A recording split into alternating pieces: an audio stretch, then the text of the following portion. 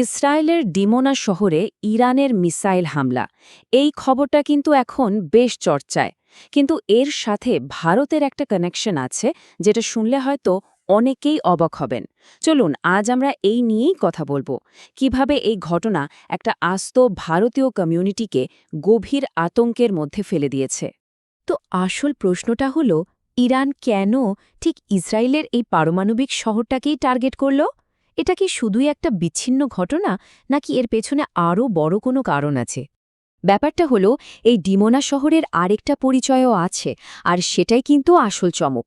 এটাকে বলা হয় ইসরায়েলের লিটল ইন্ডিয়া। কারণটা খুব সহজ, এখানে প্রচুর সংখ্যক ভারতীয়র বাস, আর এই পরিচয়টাই কিন্তু ভারতের উদ্বেগের মূল কারণ হয়ে দাঁড়িয়েছে। কিন্তু এই হামলাটা হুট করে হয়নি। এর পেছনে একটা, বলা যেতে পারে, একটা বিপজ্জনক পাল্টাপাল্টি আঘাতের ব্যাপার ছিল, যা গোটা পশ্চিম এশিয়ার পরিস্থিতিকেই গরম করে তুলেছে। দেখুন ঘটনাটা কত দ্রুত ঘটেছে। শনিবার সকালে আমেরিকা আর ইসরায়েল মিলে হামলা করল ইরানের নাতাঞ্জ পরমাণু কেন্দ্রে। এর ঠিক কয়েক ঘণ্টা পরে ইরান একটা হুঁশিয়ারি দিল, বলল যে একটা বড় চমক অপেক্ষা করছে। আর সে কথা রাখতেই শনিবার সন্ধ্যায় ইরান ডিমোনার দিকে ব্যালিস্টিক মিসাইল ছুড়ল। মানে ২৪ ঘণ্টারও কম সময়ে পুরো পরিস্থিতি বদলে গেল।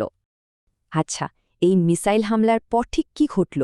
ডিমোনা আর তার পাশের শহর আরাধে ক্ষতির পরিমাণটা কিন্তু বেশ মারাত্মক ছিল। শুধু ডেমোনাতেই নয়, পাশের শহর আরাদেও এর প্রভাব পড়েছিল। দুটো শহর মিলিয়ে প্রায় ১১৭ জনেরও বেশি মানুষ আহত হন, আর আরাদে তো ১০ জনের অবস্থা খুবই আশঙ্কাজনক ছিল। মানে মানুষের জীবনের ওপরের প্রভাবটা ছিল সরাসরি।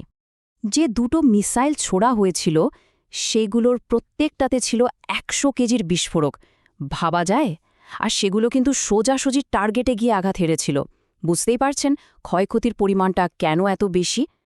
আর এখানেই সবচেয়ে অবাক করা বিষয়, ইসরায়েলি মিলিটারির মুখপাত্র ব্রিগেডিয়ার জেনারেল এফি ডিফরিন যা বললেন সেটা শোনার মতো। তিনি সোজাসুজি স্বীকার করলেন যে আমাদের এয়ার ডিফেন্স সিস্টেম মিসাইলগুলো আটকাতে ব্যর্থ হয়েছে। আমরা তদন্ত করে দেখব কেন এমন হলো।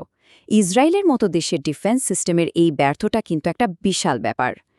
এবার আসি সেই অংশে যা আমাদের ভারতের জন্য সবচেয়ে উদ্বেগের।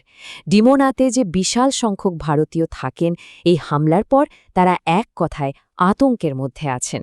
সংখ্যাটা কিন্তু কম নয়, প্রায় ৭,৫০০ ভারতীয়র বাস ওই ডিমোনা শহরে।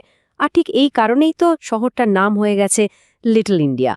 এই হামলার পর স্বাভাবিকভাবেই তাদের নিরাপত্তা নিয়ে একটা বড়সড় প্রশ্নচিহ্ন তৈরি হয়েছে।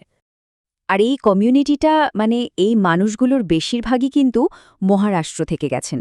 ওখানে ক্রিকেট খেলা হয়, মারাঠি ভাষায় কথা বলা হয়, ভারতীয় খাবারের দোকান আছে, পুরো একটা ছোটখাটো ভারত। তো সেই প্রাণবন্ত কমিউনিটিটাই এখন ভয়ের মধ্যে দিন কাটাচ্ছে। এবার একটু বড় ছবিটা দেখা যাক। এই ঘটনার ভূ-রাজনৈতিক প্রভাব কিন্তু অসম্ভব গুরুত্বপূর্ণ। একটা দেশের পারমাণবিক স্থাপনার ওপর আরেকটা দেশের সরাসরি হামলা, এটা পশ্চিম এশিয়াকে একটা পুরোদস্তুর যুদ্ধের দিকে ঠেলে দিচ্ছে। সোজা কথায় পরিস্থিতি এখন নিয়ন্ত্রণের বাইরে চলে যাচ্ছে।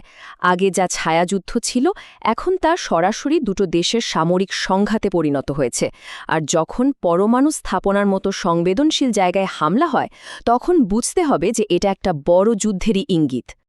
তাহলে শেষ প্রশ্নটা এটাই, পরমাণু স্থাপনার ওপর এই যে মারের বদলে মারের খেলা চলছে, এটা কি শেষমেশ এমন একটা বড় যুদ্ধের দিকে যাবে যা আর কেউ আটকাতে পারবে না? পুরো অঞ্চলের ভবিষ্যৎ এখন কিন্তু এই প্রশ্নের উত্তরের ওপরে নির্ভর করছে।